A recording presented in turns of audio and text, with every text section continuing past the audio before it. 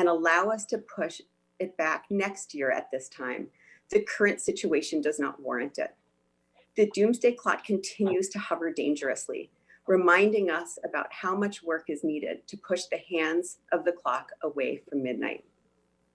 Last year, I stated that as far as the bulletin and the doomsday clock are concerned, the world has entered into a realm of a 2-minute warning, a period when danger is high and the margin for error is low.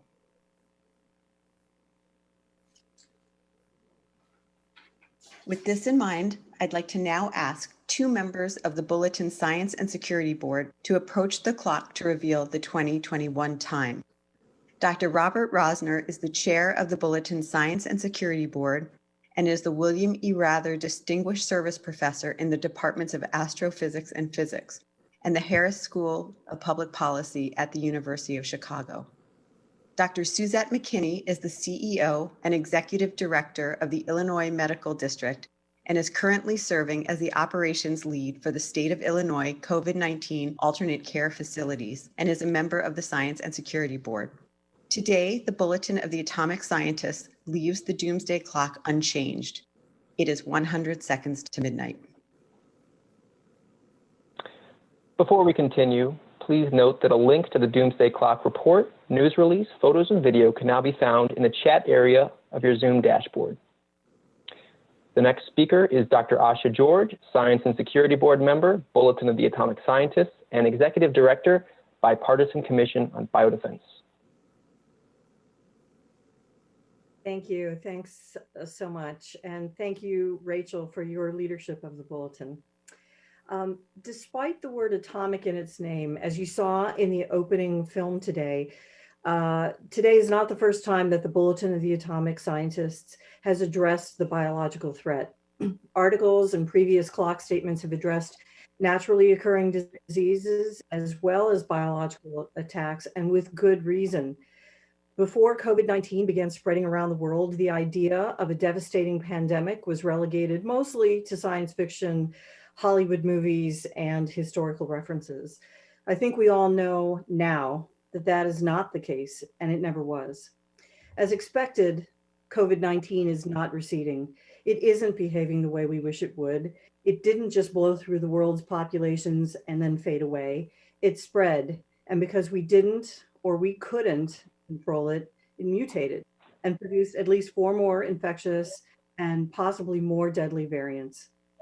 And as we continue to draw down on masks, wear out our public health workforce, our healthcare deliverers, and our first responders, and we wait for industry to manufacture and distribute vaccine, the threat of biological attack only increases.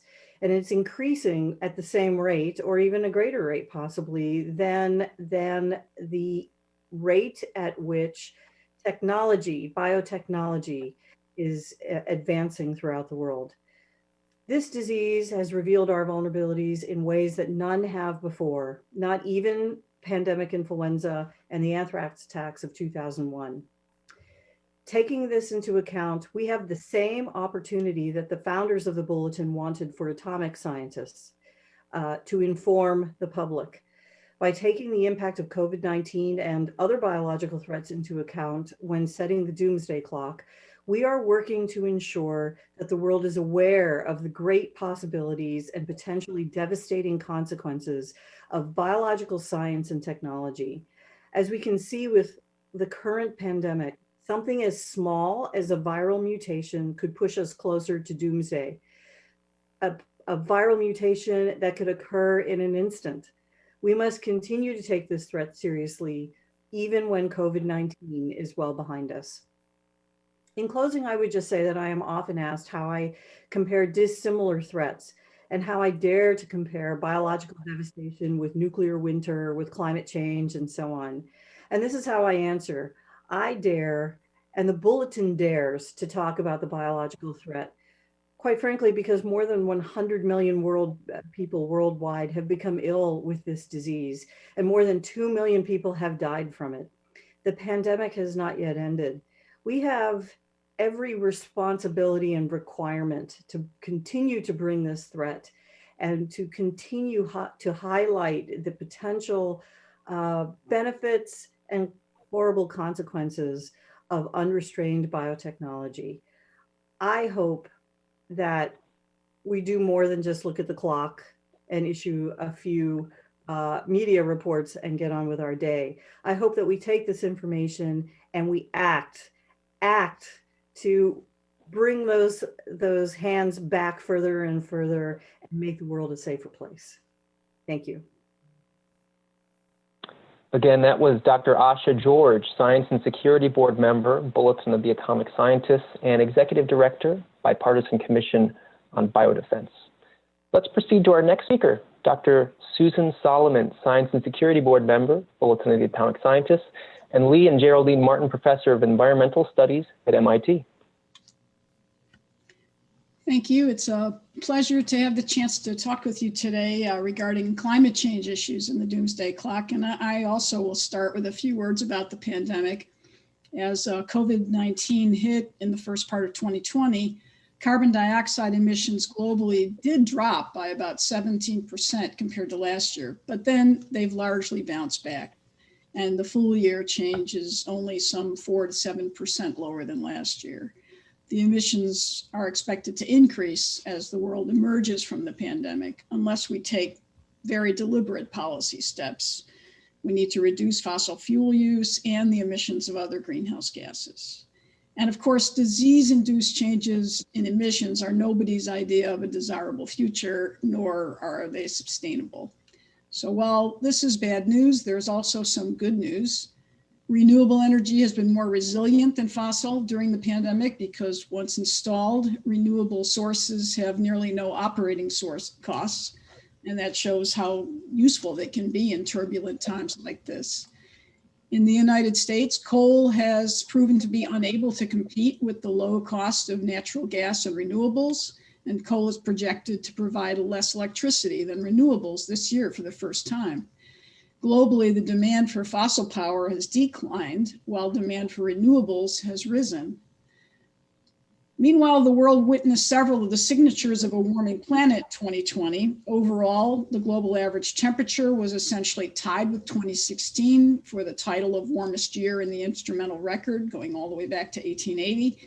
And carbon dioxide concentrations kept going up, as they will continue to do until we bring anthropogenic emissions down to near zero.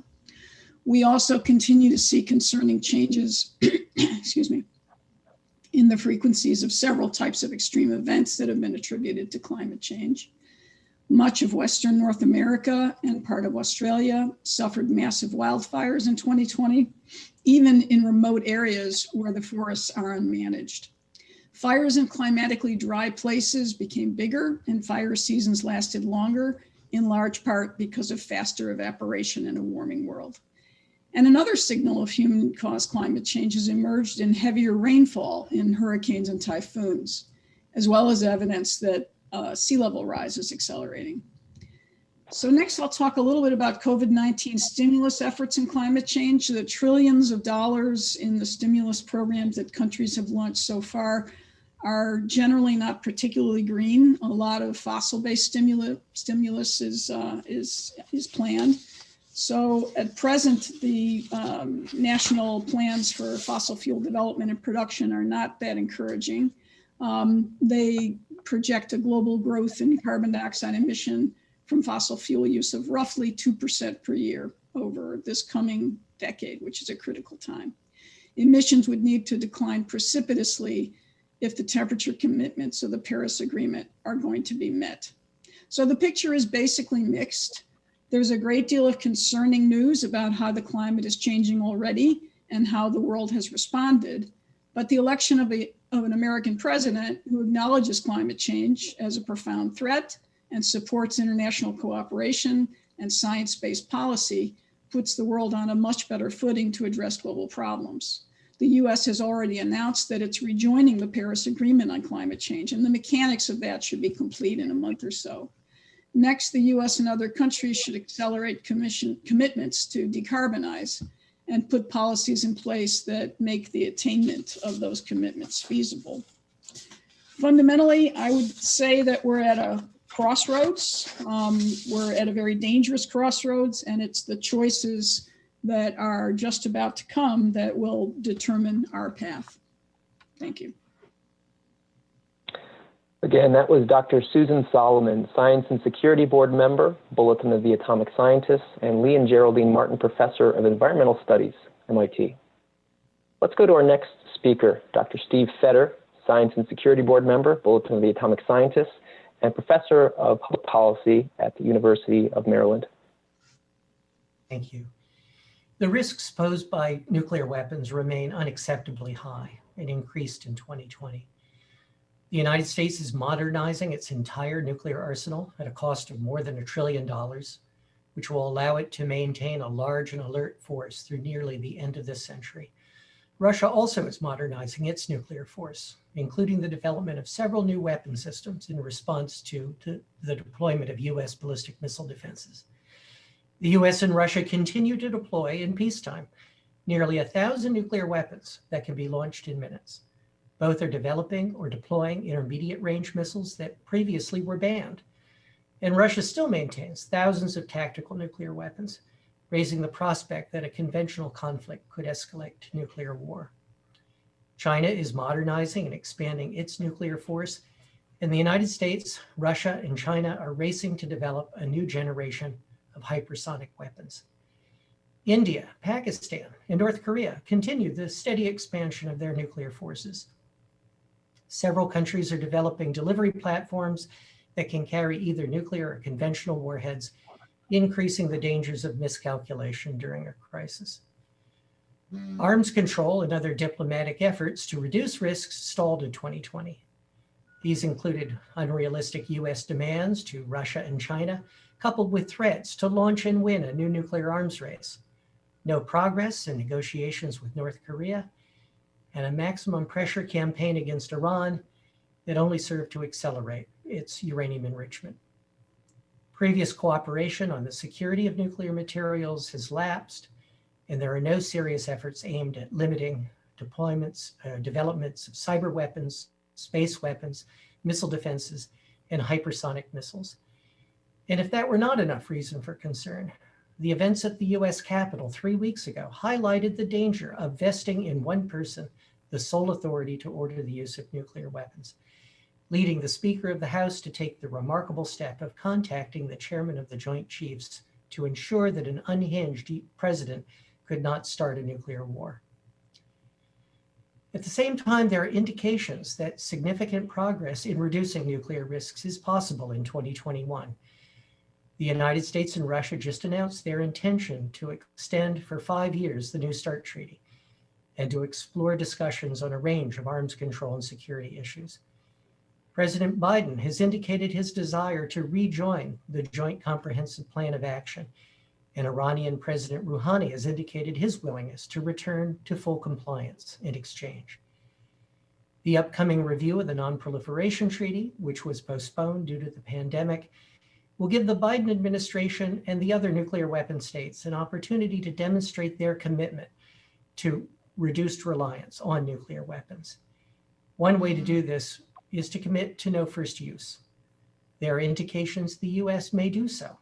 As Vice President Biden said there was no scenario in which the first use of nuclear weapons by the United States would make sense. And his campaign stated that the sole purpose of the US nuclear arsenal should be to deter nuclear attack. We hope President Biden will take this important step. Thank you. Again, that was Dr. Steve Fetter, Science and Security Board member, Bulletin of the Atomic Scientists, and Professor of Public Policy, University of Maryland. Let's go to our next speaker, Ellen Johnson-Sirleaf, co-chair, the World Health Organization Independent Panel for Pandemic Preparedness and Response, Nobel Peace Prize recipient, former president of Liberia, and member of the Elders. Thank you. Excellencies, chair officers and members of the Bulletin of the Atomic Scientists, ladies and gentlemen. It is a pleasure to join you today for the 2021 unveiling of the Doomsday Clock. I'm sorry that we cannot all be there in person, but the continuing disruption and devastation to humanity caused by COVID-19 is a timely reminder to take seriously all the threats identified by the Doomsday Clock. COVID-19 has turned the world upside down in 2020.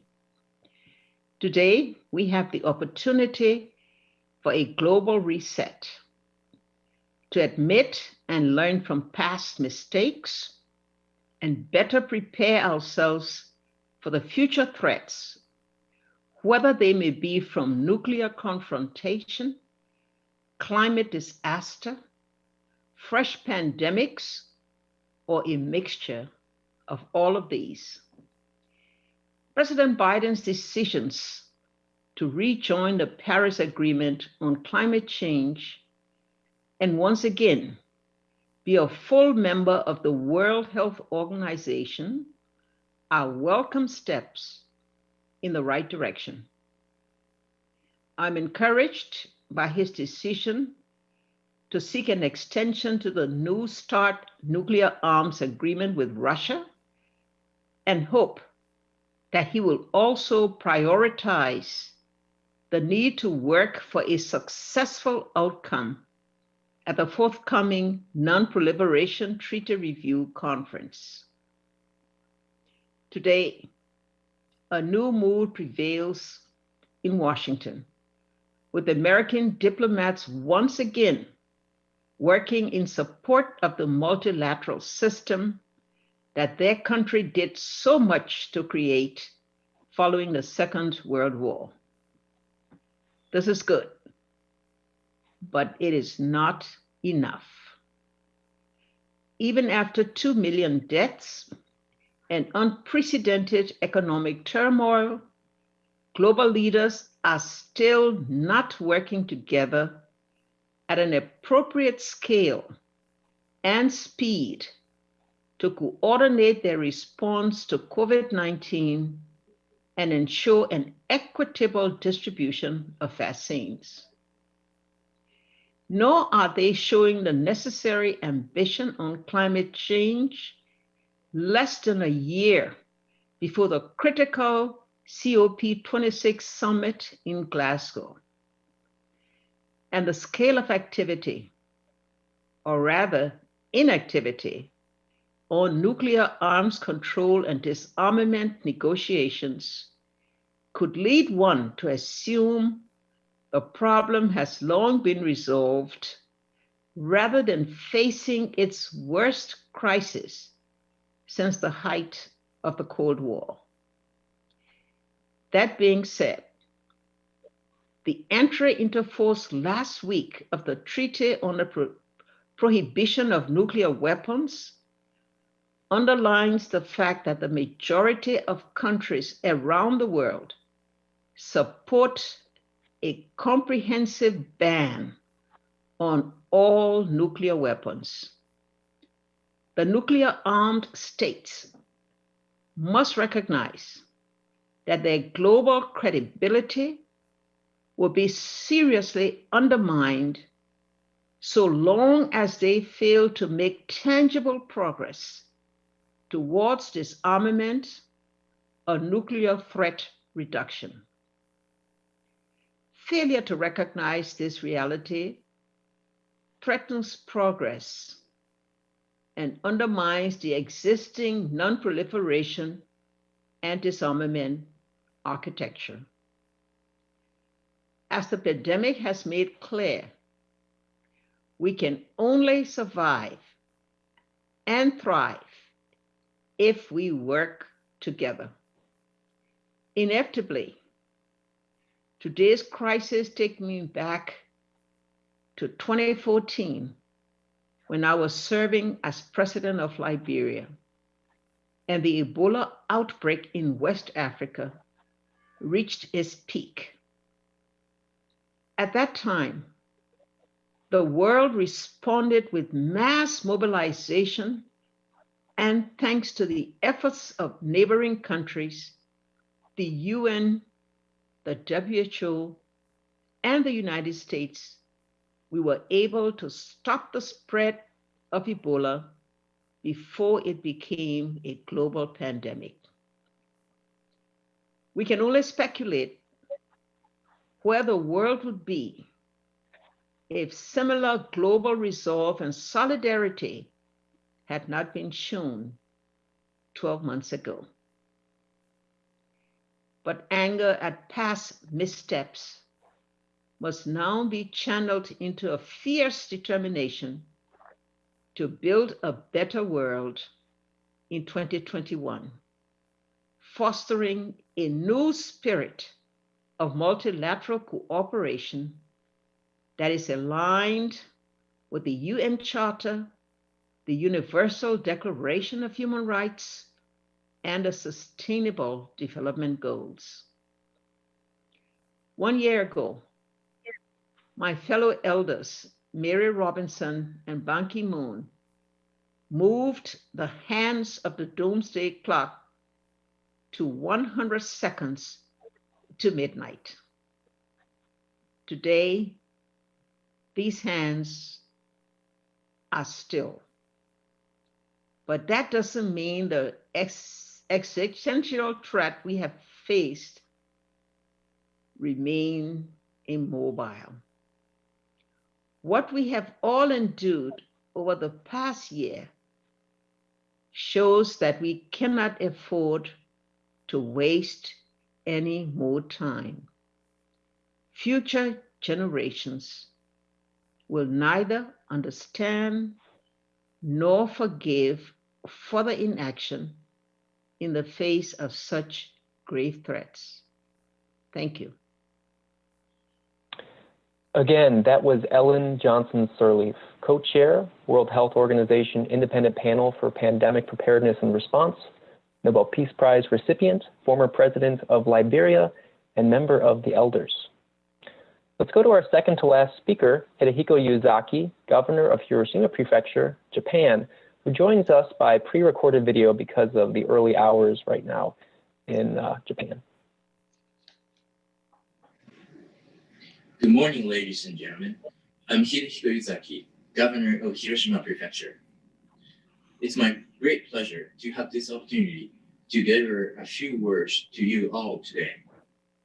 On this occasion, I'd like to express my deep respect to President Rachel Branson, member of the Bulletin of Atomic Scientists, and all the distinguished guests at this event for their efforts to cultivate the minds of people through this publication. The Bulletin indeed plays an important strategic role in illustrating grave scientific and technological matters that threaten human society, including the challenges of nuclear and other weapons of mass destruction, as well as global climate change.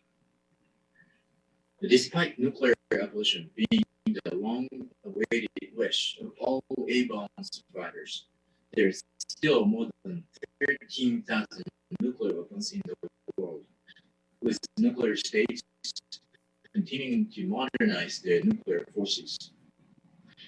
Moreover, nuclear disarmament continues to stagnate, further exacerbating global tensions. This is evident through the lapse of the Intermediate Range Nuclear Forces Treaty, the United States' unilateral withdrawal from the Iran nuclear deal, and Iran suspending its cooperation in several JCPOA requirements. Under these circumstances, to encourage both nuclear and non-nuclear states to promote nuclear abolition with more urgency, I believe it is essential to discredit the enigmatic nuclear deterrence theory, the primary rationale for reliance on nuclear weapons. To this end, Hiroshima Prefecture has been collaborating with peace research institutions worldwide, such as the SIPRI and Chatham House. From our research, we have concluded that nuclear deterrence theory has significant defects in the four following aspects. First, the nuclear deterrence theory is based on the assumption that states are rational entities whose decision makers make fully informed and logical choices. The second, given the currently unstable relationships between the United States and its allies, the effectiveness of extended nuclear deterrence is very uncertain.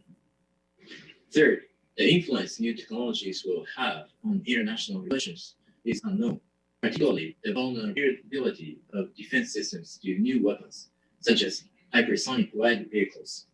And fourth, the development of low-yield nuclear weapons has blurred the boundary between conventional weapons and nuclear weapons.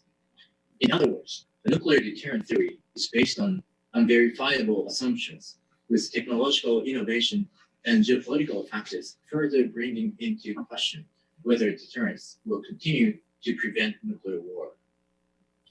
In these circumstances, we must never allow ourselves to stop thinking critically or to become complacent in our dependency on nuclear deterrence theory.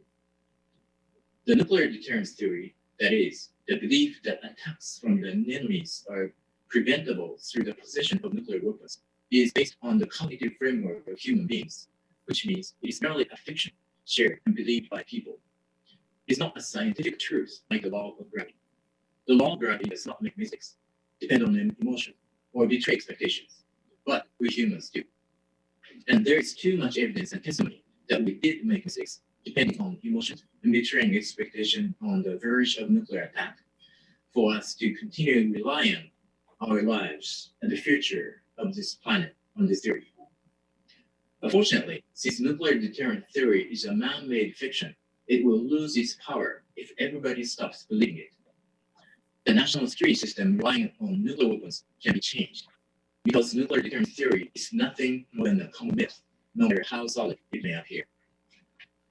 The disarmament agenda drawn up by UN Secretary General Antonio Guterres comprehensively describes the disarmament challenges that international society faces today, including those regarding nuclear weapons.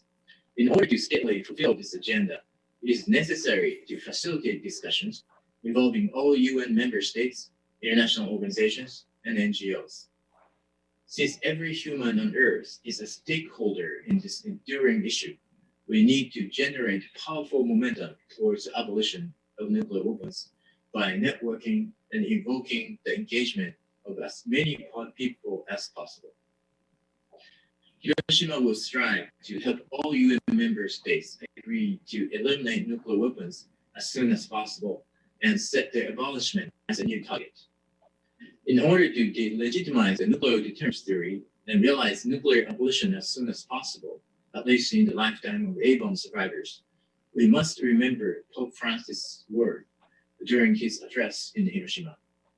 He asserted that it is essential that we collect wisdom from all over the world and take collective actions involving all people and all countries.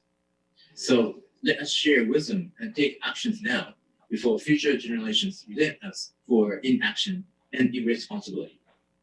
Thank you. Again, that was Hidehiko Yazaki, governor of Hiroshima Prefecture in Japan. We'll now turn to concluding remarks from our seventh and final speaker, Governor Jerry Brown, Executive Chair, Bulletin of the Atomic Scientists, and former governor of the state of California. Thank you. My statement is very brief. It's as follows. The United States, Russia, and the world's nuclear powers must stop shouting at each other. It's time to eliminate nuclear weapons, not build more of them. Likewise, with climate change, the United States, China, and the other big countries must get serious about cutting lethal carbon emissions. Now, not tomorrow. It's 100 seconds to midnight. Wake up. Look, when it comes to nuclear danger, it's real. The planetary people, humanity, is at stake, at risk. The United States and Russia are yelling at each other because they're very different. America thinks Russia's doing a lot of bad things, and they may well be. Russia has their own objections to America. Not saying they're equivalent, but in the face of nuclear holocaust, they are much smaller than the challenge of reducing nuclear danger. When it comes to climate, China and the United States are the major polluters and also the major authors of the turn that we could make to reduce and eventually eliminate carbon emissions. The time is late. We're 100 seconds from doomsday.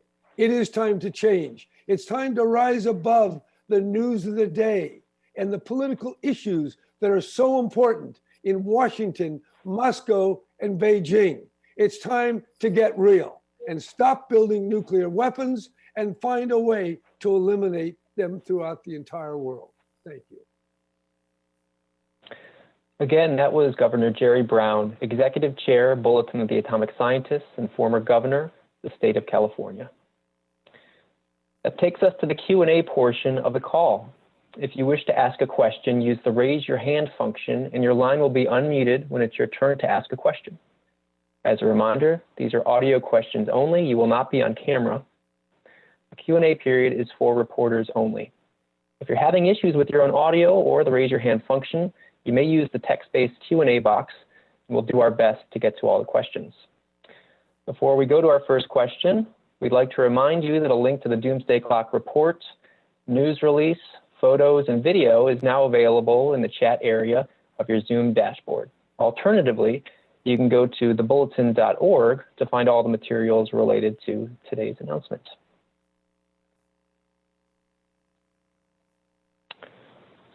Okay. Our first question comes from Michael Del Castillo, Forbes. Hi, yeah, thank you for the chance to ask my question. I'm curious and it's an open question to everybody. What action should regular citizens take to ensure that the Bulletin's decision to keep the clock closer to midnight than it has ever been is considered by the governments and businesses that serve them? Many of you addressed some past frustration with the inaction to the decision to move the hands of the clock. And I'm curious, what could people like my mom and dad and my sister and my wife and I do to ensure that people are paying attention and take action on this?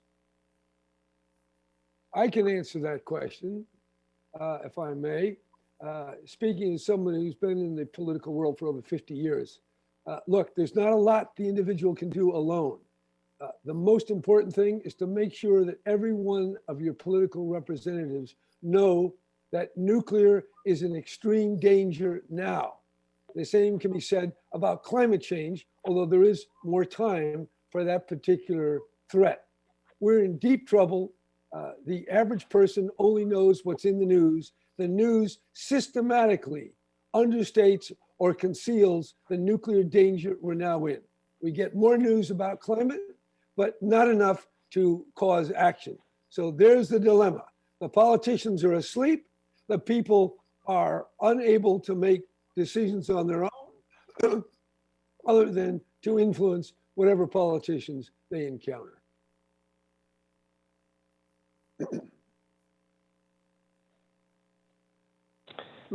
Michael, Okay. this is question. Rachel. Oh. Let me just jump in on that, and thank you so much. I think in the pandemic has helped us lead the way, where we've been able to see how individual action, when rolled up in the way that the governor suggests, how powerful it can be. The role of wearing masks are an individual decision. The role of staying at home, as we all are individual decisions. That individual decisions, when aggregated, can make a huge and powerful difference to keeping political intention on key issues. Climate and nuclear have their own ways of responding, and the climate community has done a better job of finding ways that individuals can take action. And we do see a bright spot around the world of young leaders taking up climate action to keep the pressure on individual leaders. It's harder on nuclear issues, but as the governor said, asking representatives regularly can make a big difference. But we've also seen the power of the ban treaty, the Treaty on Prevention of Nuclear Weapons, that has forced leaders around the world to take up these issues. How we roll that up into action becomes the key question. But I think there are examples on all three of these issues that individual action, when aggregated, can make a powerful difference. So we're really appreciative of that question. Great. Before we go to our next question, we want to remind reporters on the line that if they wish to ask a question, to use the raise your hand function.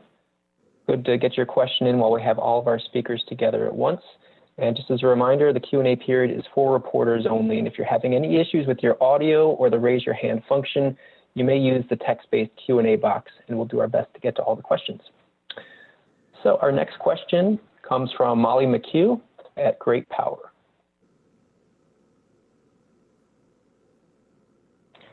And please make sure to enable your own audio.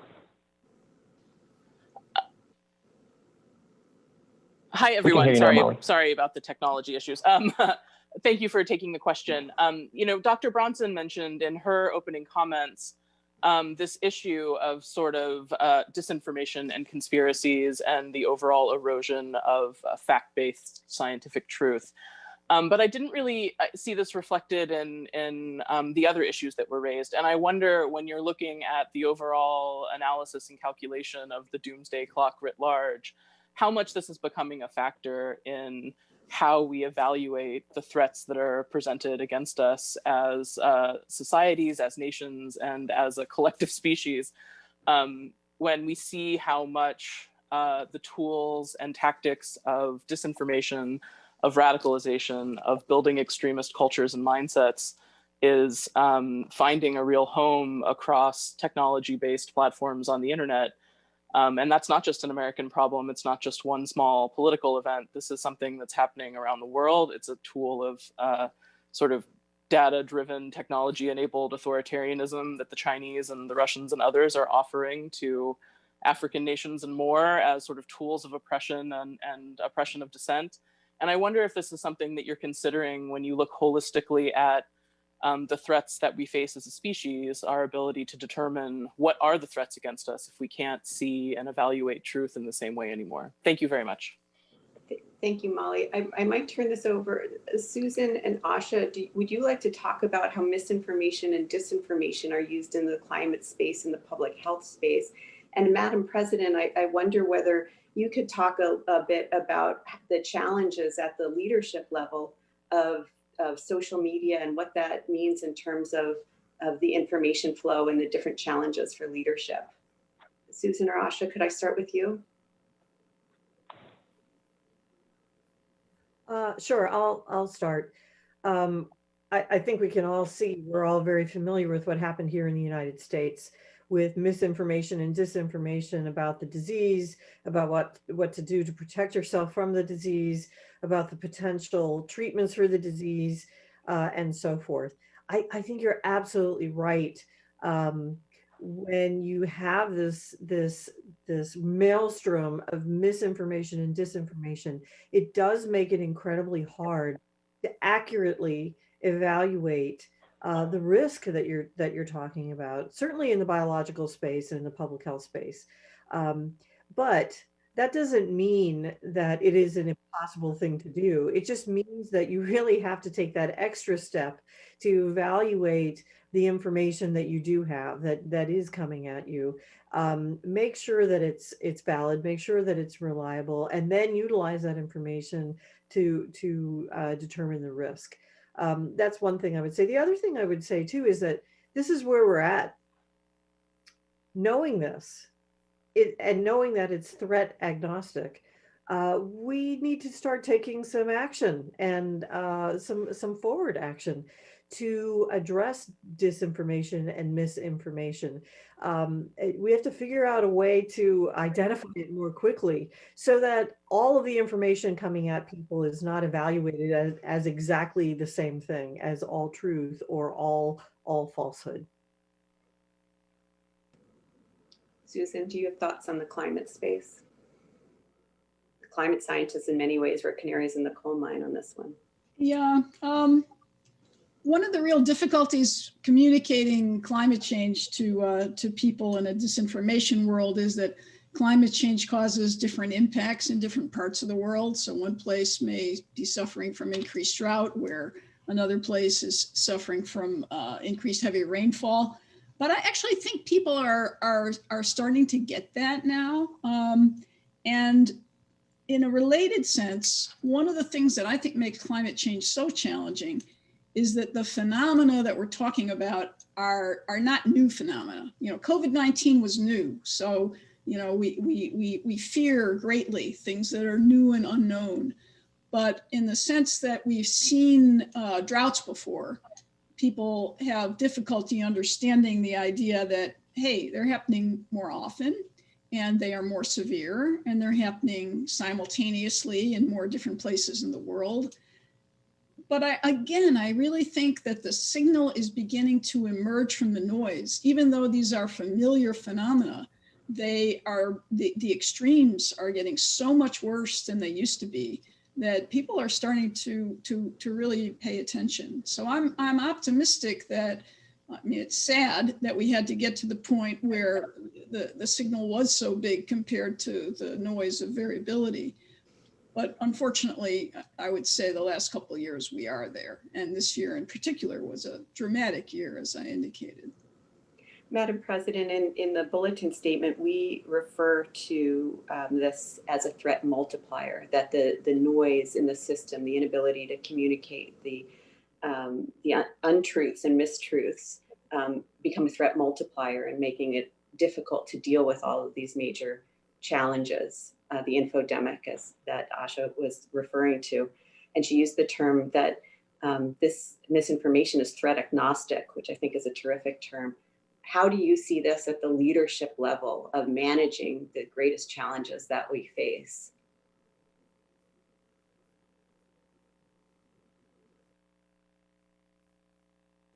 Oh, Madam President, you're on mute.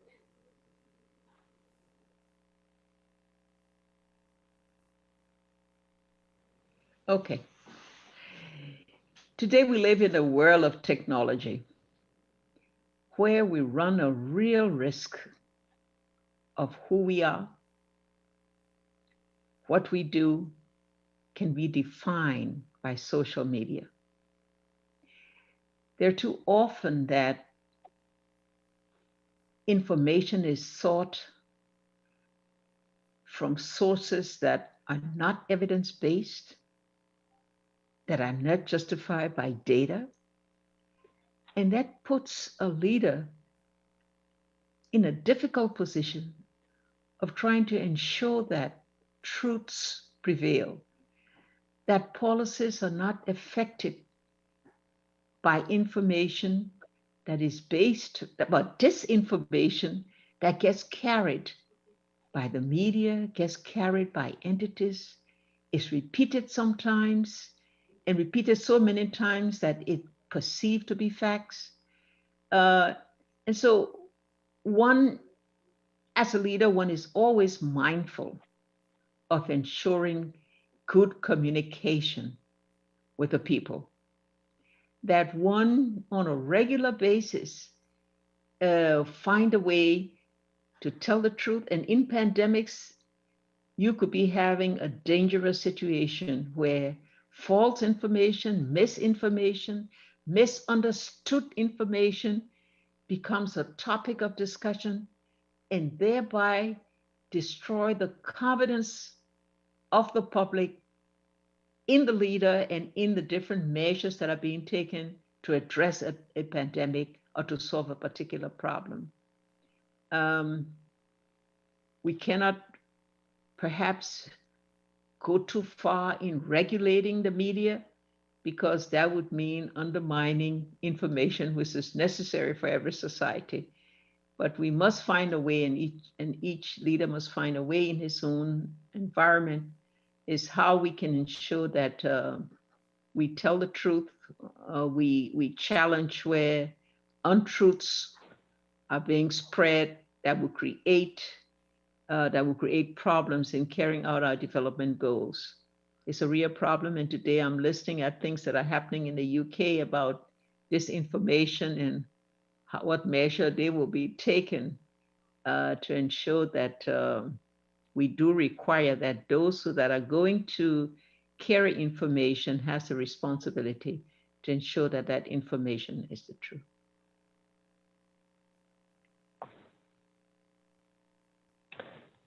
Great. Let's go to our next question. It's from Tom O'Connor at Newsweek. Please make sure to enable your audio. Go ahead, Tom. Hi, Tom O'Connor from Newsweek here. Can you hear me?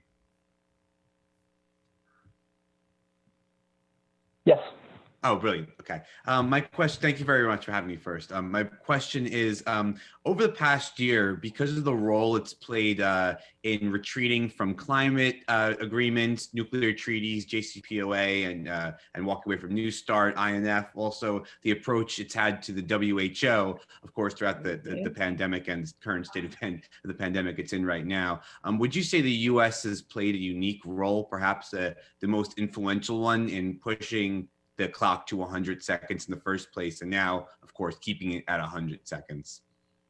Thank you. Thank you, Tom. Steve, do you want to begin to try to address that question? And I will be happy to backstop if needed. Yes, I would say that the US has played a major role in increasing the risks to humanity.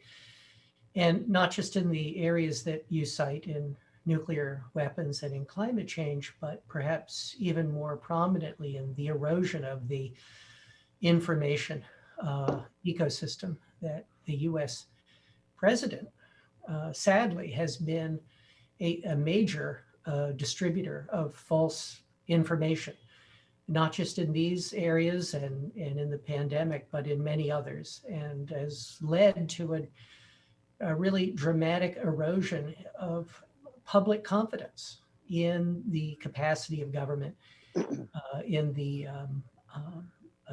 ability of government to tell the truth to its citizens and provide accurate information, and a roadmap to action to deal with the risks. So I think that is perhaps the most significant negative role that the United States has played over the last 4 years.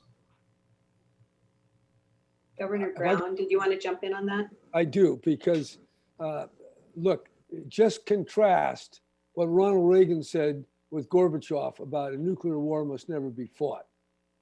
Contrast where we are today with John Kennedy, who in his speech at American University called upon the Soviet Union, Khrushchev, to work with America to stop nuclear testing in the atmosphere. The tone today is very different. In Washington today, the emphasis on Russia's misdeeds is very, very powerful. And I don't want to argue the weight of all those misdeeds. I just want to say they're infinitesimal compared to the Holocaust of a nuclear blunder. The same with China. Yes, they have very serious issues and problems, misdeeds, but compared to the devastation of climate change, they're small. So yes, these other countries are responsible, but America could do so much more, and it's not taking it seriously. I speak as someone who's been around politicians. I know the people in charge. I've met them.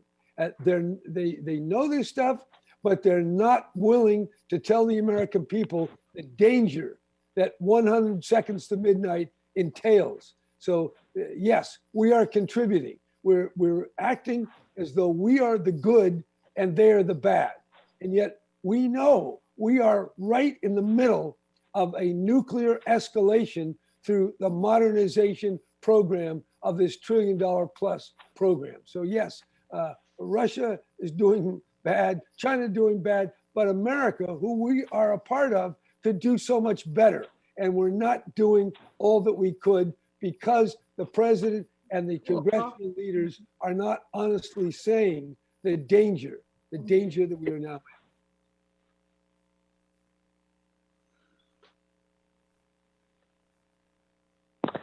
Excellent. Well, we're running short on time. I think we have time for one final question, and we'll take one out of the Q&A box. This one is from Maria Kramer at the New York Times. She writes, can you explain your methodology? How much time do you spend together discussing what the biggest threats to humanity are, and what data do you look at? Thank you. Maybe I'll take that last question. Maria, thank you for your question. Science and Security Board comes together twice a year to look through their statements from the past years and to assess what challenges stand before us. Throughout the year, they're preparing briefing papers and are engaged with how we want to present the threats and what are the judgment is of how safe or at risk humanity is this year compared to last year, and this year compared to the 75 years that we asked that question. So they come together twice a year. They decide the time in November at a November meeting in Chicago. Between November and today, they are in active conversations about their decision, whether it has changed given the events that we're seeing, how they want to position it for the report in the final report we released today. So as you can see in front of you today is select members of our Science and Security Board who are working on their particular issues every single day, and they come together twice a year. And the Bulletin is publishing on these issues multiple times a day. So the challenge we set before them is incredibly difficult. And what we're asking them is to strip through the nuance and come up with a very blunt answer to the question, is humanity safer or at greater risk this year compared to last year? And how does that fit into the nearly 75 years we've been talking about this? And so they assess their data, they assess what they worked on to come up with a collective judgment. In many ways, very much putting together apples and oranges. And I think you'll see from some of them, it is not easy to do that. But at the end, it's answering a very simple question, and to take everything they do to put it together to say, should we move the hands back, forward, or stay the same? That is humanity at greater risk, less risk, or has it remained the same? And this year, at setting the clock at 100 seconds to midnight, the collective wisdom of our group is that it's a wildly dangerous time with some incredibly important bright spots. And so we will wait to see, with the hope that these bright spots can be expanded. And those are articulated in our report that's on our website. So that next year, as always, we hope to move the hands of the doomsday clock away from midnight.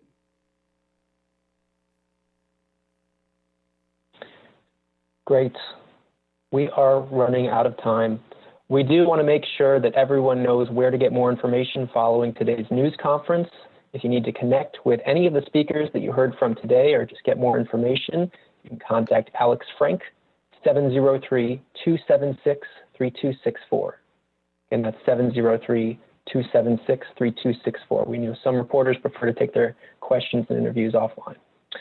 And as a reminder, a recording of this news event and the related media materials will be available online at thebulletin.org. We thank you all for joining this news event sponsored by the Bulletin of the Atomic Scientists. That concludes today's news event. Thank you.